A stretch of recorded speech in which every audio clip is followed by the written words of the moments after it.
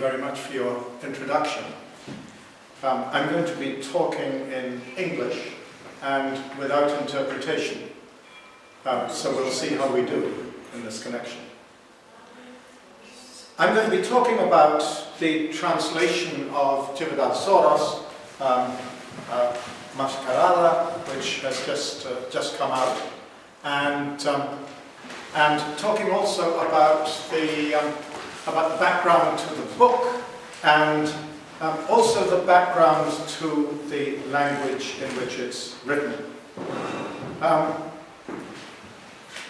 In the announcement of this event, there's a brief summary of mostly what I'm going to be talking about, in which I make a particular comparison between translation and horse riding. If you know your horse, you can ride it better. If you know the situation that surrounds you, you can translate better. And this was a principle that I tried to apply when I set about doing the original translation of Maskerado. I'll have a few things to say about the history of this translation in a few minutes. I want to say that it's a great pleasure to be here on the occasion of the launch of the Czech translation. The book Maskerado, ĉirkaŭ, is a story of the survival of a Jewish family in Budapest during World War II. Under any circumstances, this memoir would be remarkable, but it's made all the more so because of two facts. First, the sons of Tividar went on to become major figures in the business world. Paul Soros as an engineer, specializing in the design of bulk, handling and port facilities, and George Soros as a financier.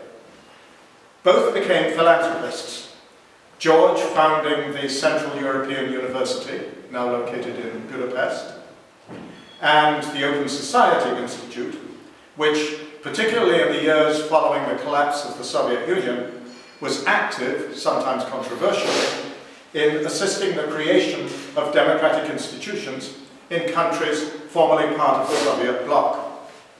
George Soros has on many occasions emphasized the influence of his father on his own development. And the principal key to understanding the influence is in fact this book, Maskerado. Tividar wrote the book at a time when relatively little attention was being devoted to the fate of the Jews of Central Europe. While there are certainly books that preceded his, The Diary of Anne Frank, most notably, and If This Is a Man, by Primo Levi, the great outpouring of memoirs and studies of the Holocaust came some years later, when time had put a greater distance between the harrowing events and their retelling. In fact, it was only with the second edition of This Is a Man in 1958 that Primo Levi's experiences got much attention. The first edition of his book, which came out right after the war in 1946, got almost no attention at all. The narratives that came later were situated in what was increasingly a generic context. The genre of Holocaust narrative and of Jewish survival narrative began to take shape. Those of us who study literature know that no work can be written without attention to genre.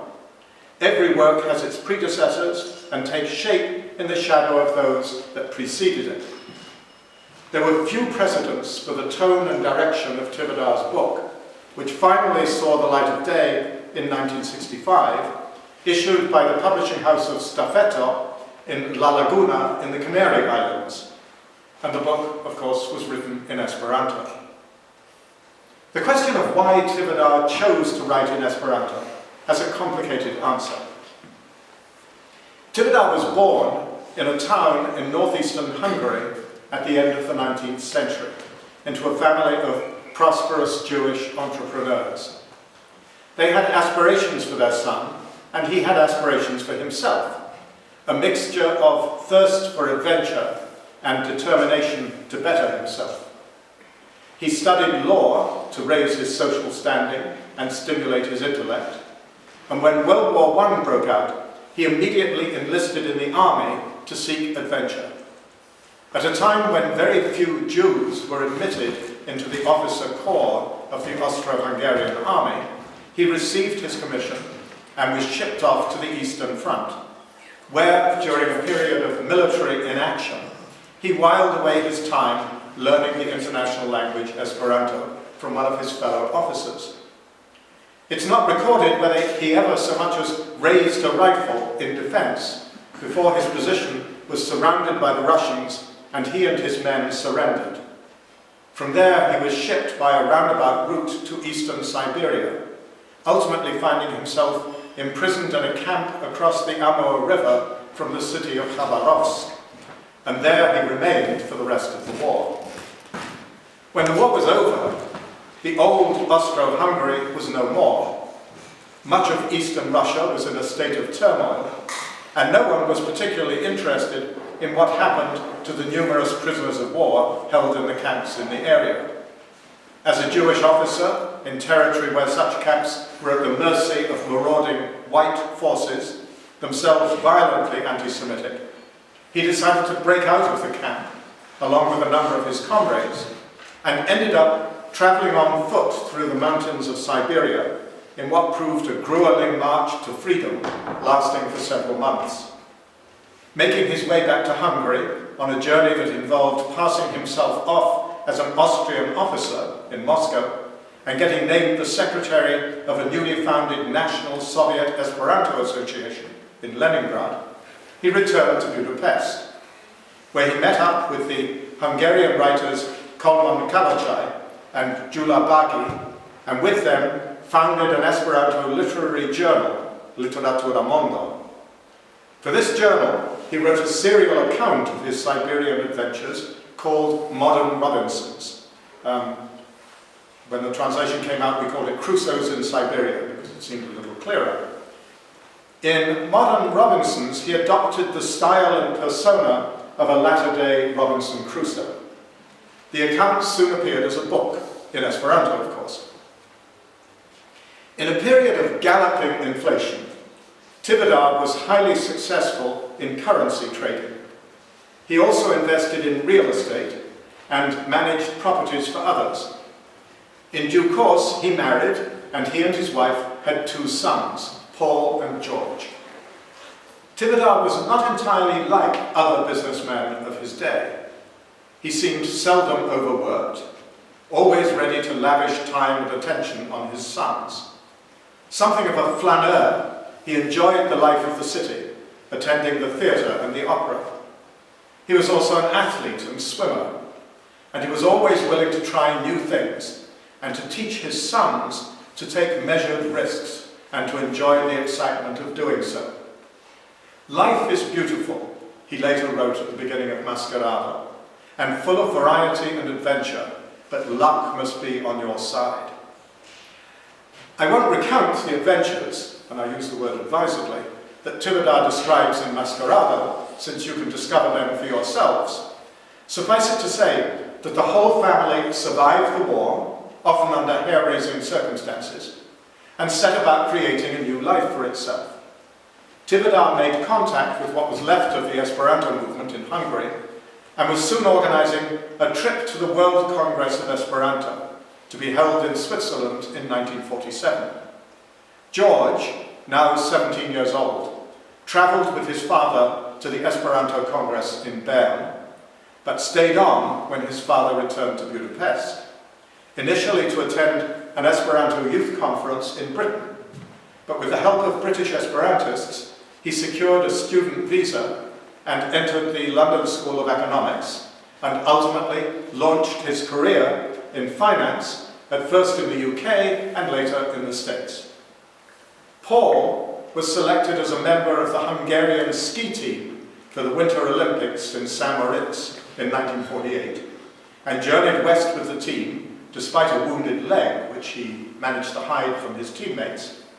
He defected from the group in Vienna and eventually ended up in the United States. When Hungary erupted in uprising against the Soviets in 1956, Tivadar and his wife Elizabeth managed to cross the border to Vienna and then to New York, where they remained for the rest of their lives. Tivadar wrote Maskerado in Esperanto, probably in part because of his positive experience with the language at the time of Literatura Mondo and Modern Robinsons. But more to the point, while he had time on his hands in New York after 1956, he had no language at his disposal. The family said of him that he spoke many languages, all of them badly. While there's plenty of evidence that this was not so, his German was good enough for him to pass as an Austrian, and his Russian was evidently good enough for him to be an appropriate candidate for the secretaryship of the Soviet Esperantists. But it does seem likely that his English was not perfect,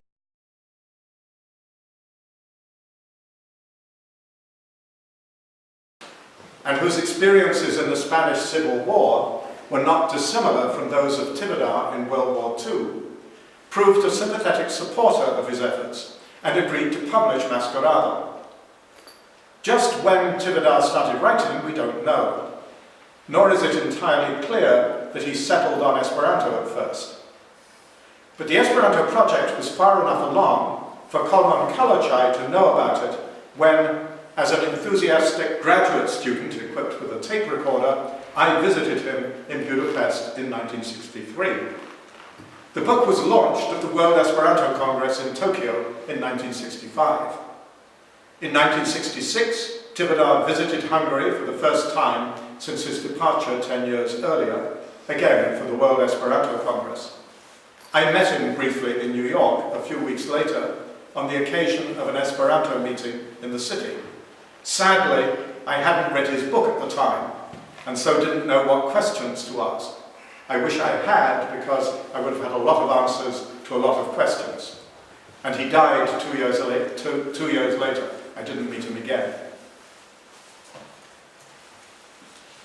My involvement with the translation was almost a matter of accident. Asked by the family to provide a translation of Tivadar's 2 books for their private use, I did so during a sabbatical year at Yale University, where the library's abundant holdings allowed me to immerse myself in the history of World War I's Eastern Front and the fate of the Budapest Jews in World War II. Modern Robinsons was a fairly straightforward undertaking, though I spent a good deal of time trying to trace the exact route that Tivadar and his comrades followed through the Siberian mountains on their way to freedom. The Yale University Library had a complete set of Soviet maps covering the entire Soviet Union. Nobody had asked for them in years, and when I arrived and asked for them, everybody got very excited, and I got lots of support from the library as a result. Maskerado was more complicated. The family had in their possession a typewritten version of the book that was apparently a translation of the original, evidently the work of a family friend who was not a native speaker of English. But it contained some material that was not included in the 1965 published version, and left some material out. Unable to put my hands on the full correspondence between Tivadar and Regulo Perez, if it even exists, I had no way of telling what these discrepancies meant. I finally decided to include all the material, the full text of the 1965 book, plus the additions rendered into passable English. So the book is something of a palimpsest, though for the most part it follows the 1965 text. I also decided to try to make the book accessible to those who were interested not just in Tivadar's story, but also in its background. One obvious question that arises with a text of this kind, and that any translator really needs to address, is the extent to which it's an accurate retelling of the events it describes. Given its straightforward style, and given the emphasis that it puts on the events themselves, it seemed only right, and indeed in this case the translator's responsibility, to do everything that I could to substantiate the narrative. And thus I became immersed in the cruel and melancholy history of the years late in the war of the perpetration of the Hungarian Holocaust. Things had not gone smoothly for Adolf Eichmann, architect of the mass extermination of the Jews earlier in the war in Poland. He was determined to get it right this time in Hungary. Now that the Nazis had entered Hungary, though they were still not fully in control, the rounding up of Hungarian Jews was fast, efficient, and ruthless, despite the efforts of Horthy's government at least to slow the process down. Arrayed against this barbarity was a network of foreign diplomats, safe houses, and deal makers. A network that included, most notably, the Swedish diplomat Raoul Wallenberg, of Wallenberg, and such other figures as Charles Lutz of Switzerland, and the Esperanto speaker Valdemar Langley of the Swedish Red Cross. And in the middle of it all were the Jews themselves, seeking the protection of certificates of immunity issued by the Swedish, Swiss, Portuguese, Spanish, and El Salvador authorities, or looking for means of escape, such as the famous Kastner trains that enabled many Jews to gain passage to concentration camps rather than the gas chambers of Auschwitz. Others, like Tivadar and his family, assumed false identities, masks, masquerades as it were, that allowed them to survive even as they danced around the death that was sure to confront them if they were discovered. As a narrative of the avoidance of death, rather than the inevitability of its occurrence, Maskerado is a story of ingenuity and happy accidents.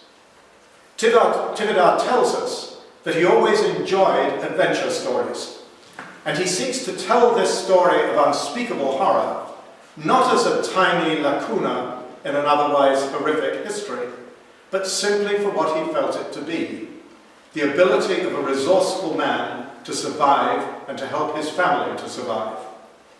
I'm not at all sure that it would have been possible to write such a story 20 years later, when the pattern of such narratives was already fixed, the genre already established, and when the sheer weight of our knowledge of the tragedy made it harder to treat it as the stuff of adventure. Tivadar had the advantage of working in what was essentially new territory. Territory in which the values of ingenuity and simple kindness were allowed to carry the moral truth of the story. In working on the translation, I did my best to render this unencumbered narrative in those terms, using extended notes to tell the larger story of the Jews of Budapest as a way of setting Tivadar's memories in context. Everything that I could discover bore out the veracity of Tivadar's narrative. There were occasional statements of facts that have since proved incorrect, or opinions that might have different interpretations, but there's every evidence that Tivadar attempted to tell the story as it really happened. And he's a very accomplished storyteller, providing us with just enough information to understand, not loading it down with detail that might detract from the narrative effect. The style is that of someone who lets the events speak for themselves, and who, for the most part, is not inclined to extended introspection, even if the simple sentences are artfully arranged to convey his message.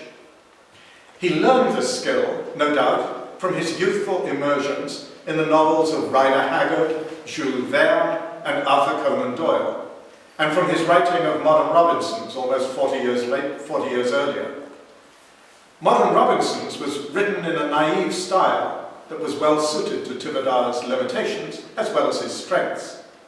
While he followed Daniel Defoe, the author of Robinson Crusoe, only at a distance, and not entirely consistently, this style allowed him to write with a relatively limited vocabulary and simple and unvarnished sentences. His friends at Literatura Mondo, Bogi and Kalojai, were both talented writers, but Tivadar's knowledge of Esperanto appears to have been adequate but not particularly sophisticated, As one reads, one senses the Hungarian influence behind his syntax and vocabulary. And it's here that the problems of the translator emerge. What do we do with a text that is expressed in a language with whose subtleties the author may not always be acquainted?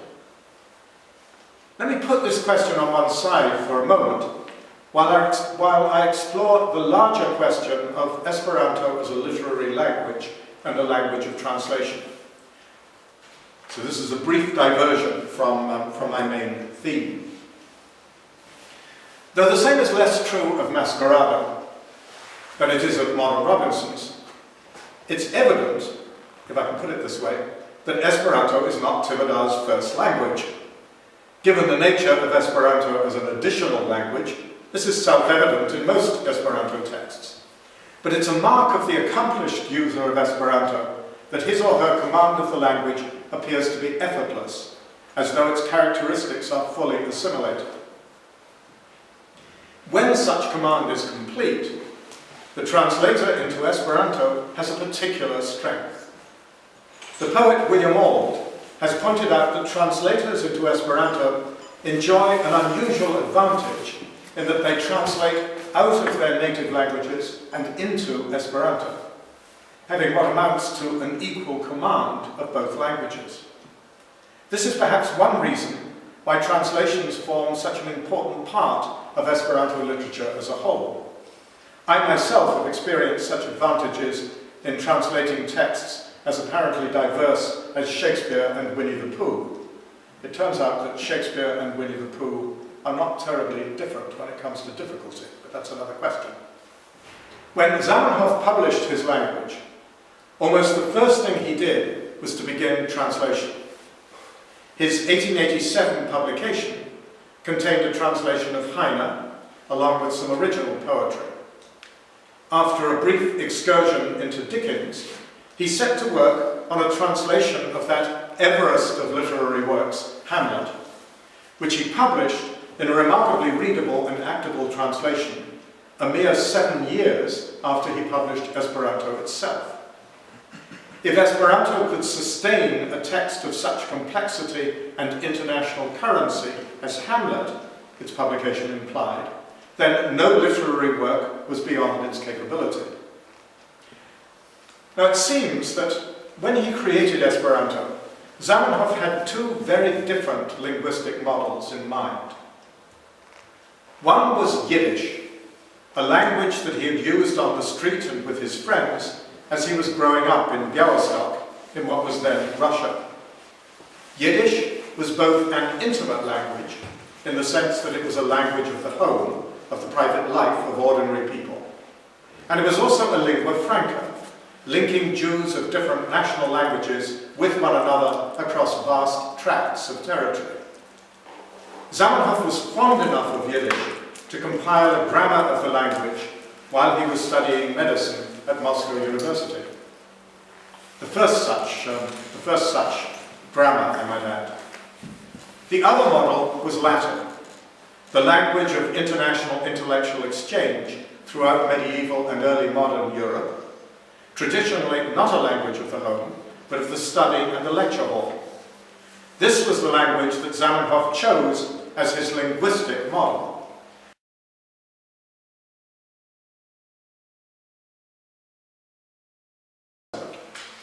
Zamenhof's example as translator was soon followed by some of his talented followers who set about rendering major literary works, novels, short stories, poetry, drama, into the new language.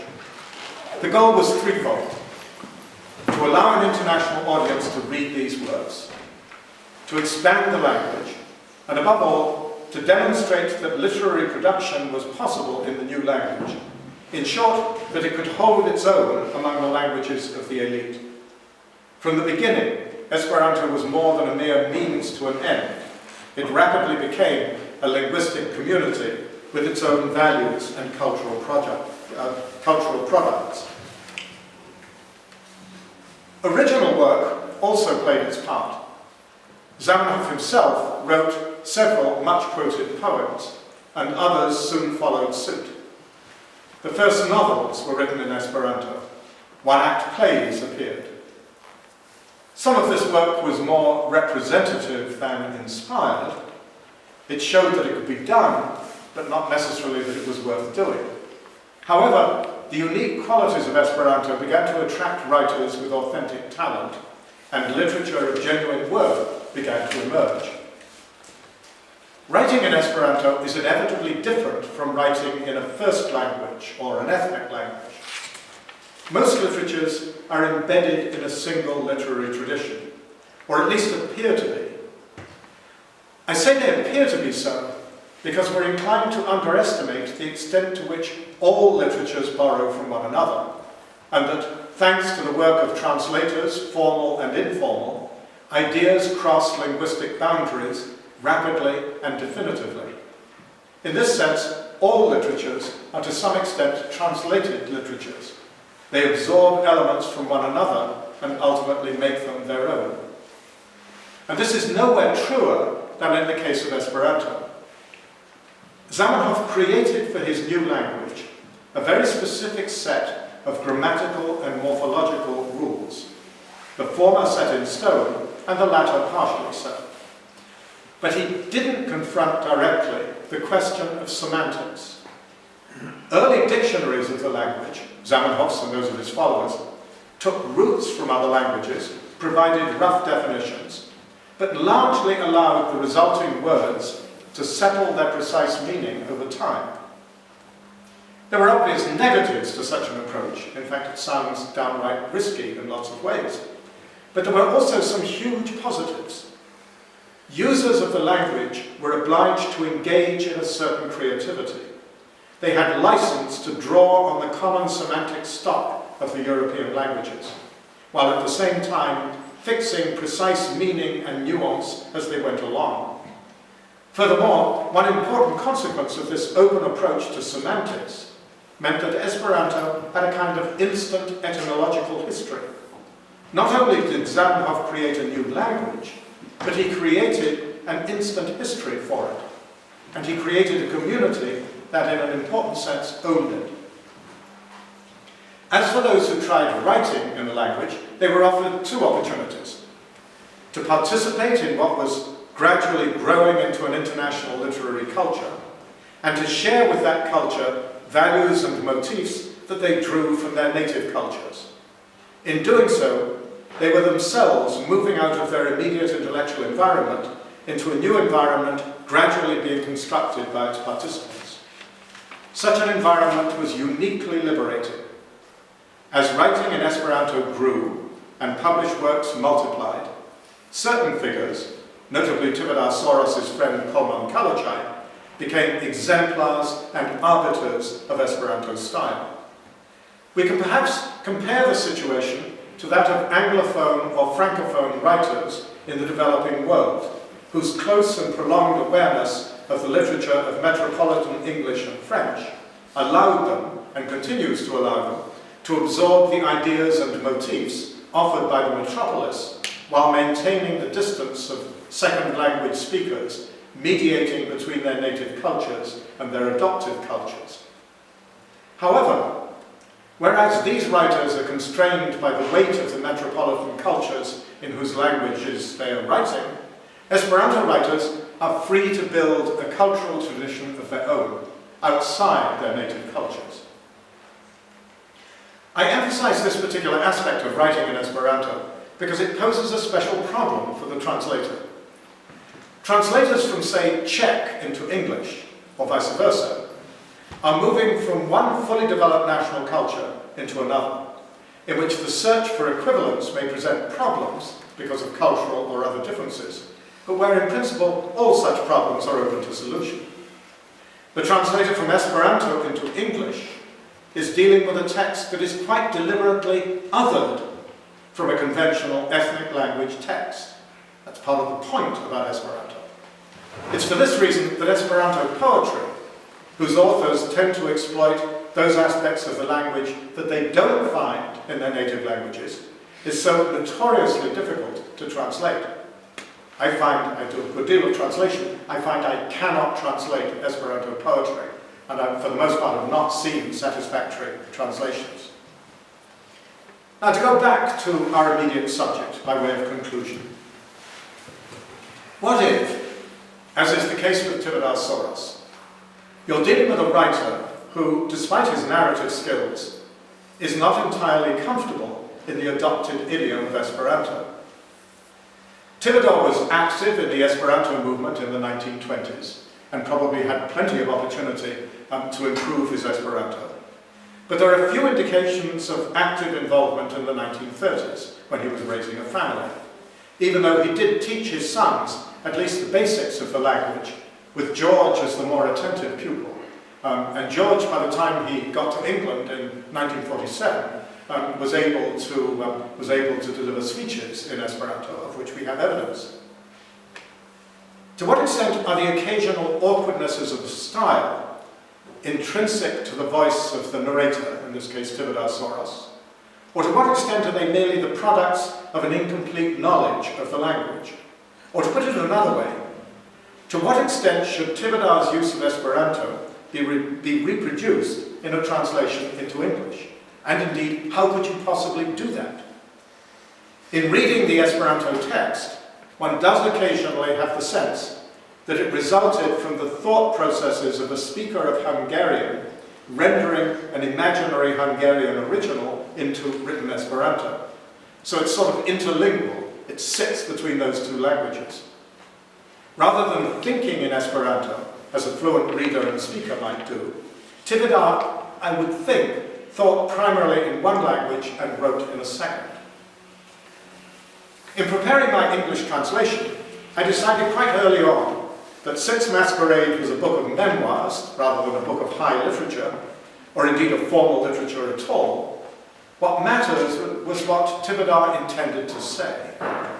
Esperanto, with its relative freedom of expression and its lack of historical constraints, is more forgiving than English, with its sometimes dead weight of idiom and its complexity of allusion. Sometimes I was aided by the limited nature of the language of Sophie Boggio's manuscript translation into English. It was bad enough that I could hear the Hungarian behind the translation. It helped me to discern meanings carried over from Hungarian and incompletely rendered by Tivodar into Esperanto. As a result, I was able to produce a text which, while it certainly doesn't overgo the original, has its own coherence and fluency. The French theorist Jacques Derrida famously suggested that the translator must destroy the original in order to construct a new text. While my goal was certainly not destruction, either metaphorical or literal, I did attempt to mediate between the mind and intention of the author and the English text itself. I think the final text is reasonably successful in this regard, or so I hope. The publication of my English translation in Britain in the year 2000 was followed by an identical American edition in 2001. Only the title was changed for an American audience. And then by a second edition of the original 1965 Esperanto publication, with the passages that I'd discovered in Sophie Boggio's translation added in Esperanto translation. German and Turkish translations, based on my English translation, followed soon after, as did a Hungarian translation based on the Esperanto edition.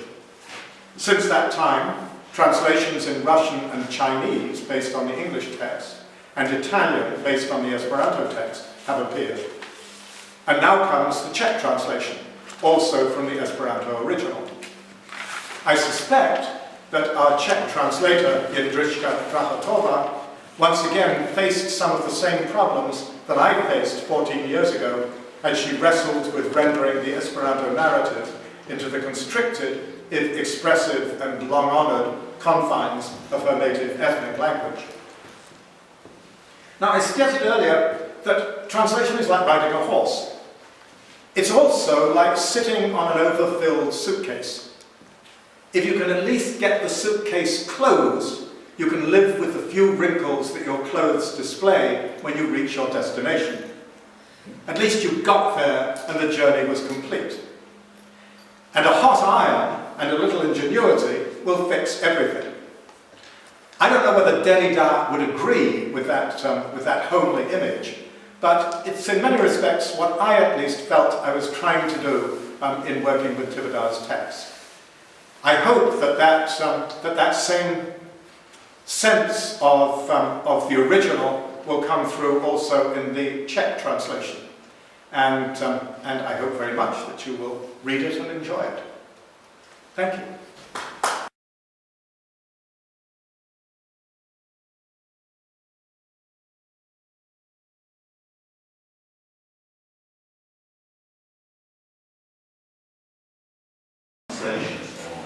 Yes. So I would just like to know about his reactions.